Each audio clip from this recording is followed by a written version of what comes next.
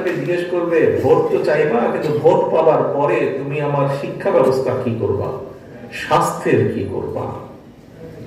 বুঝলাম ওই স্বৈরাচার গণতন্ত্র ধ্বংস করেছে, সব লুটপাট করে নিয়ে গিয়েছে, কিন্তু তুমি আমার কর্মসংস্থানের কি করবো, আমার বেকার সন্তান বা বেকার ভাইয়ের কর্মসংস্থানের কি করবা। এই কথাগুলো আসবে না, জনগণ জানতে চাইবে। এখন প্রিয় সহকর্মী বৃন্দ, আমাদেরকে সেইটাতে মনোযোগী হতে হবে। আমাদেরকে, হ্যাঁ, আমাদের পরিকল্পনা থাকবে, আমরা যেগুলা প্রয়োজন কথা সেগুলো আমরা বলবো এবং সেগুলো আমরা বাস্তবায়নও করবো।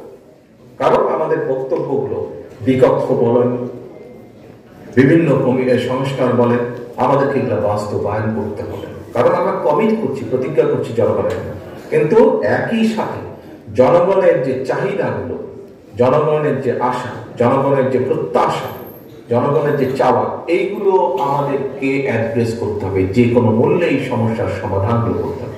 এই যে আপনারা কৃষি নিয়ে কথা বলেছেন, আপনারা স্বাস্থ্য নিয়ে কথা বলেছেন, জিজ্ঞাসা করেছেন, আপনারা শিক্ষা নিয়ে, প্রাইমারি শিক্ষা নিয়ে কথা বলেছেন, কেন করেছেন? জনগণের দাবি হচ্ছে এইগুলা।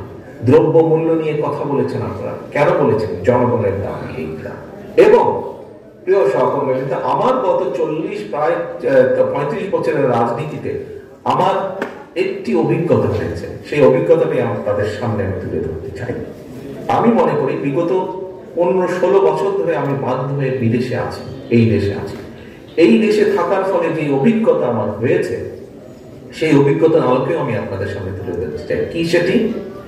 আমরা যত যাই করি, আমরা যদি দেশে সমাজে জবাবদিহিতা, নির্বাচনী ব্যবস্থাকে যদি আমরা তৈরি করতে না পারি, কোনোভাবেই আমরা কোনো সমস্যার সমাধান করতে পারবো না।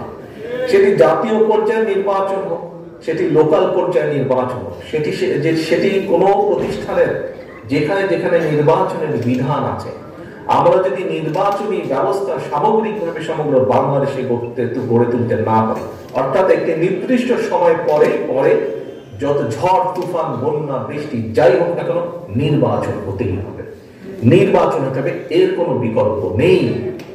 এটি হতে হবে, এই ব্যবস্থাকে নিশ্চিত করতে হবে, এই ব্যবস্থাটাকে টেনে আমাদের নিয়ে যেতেই হবে, চালাতে হবেই হবে, কোনো কম্প্রোমাইজ নেই।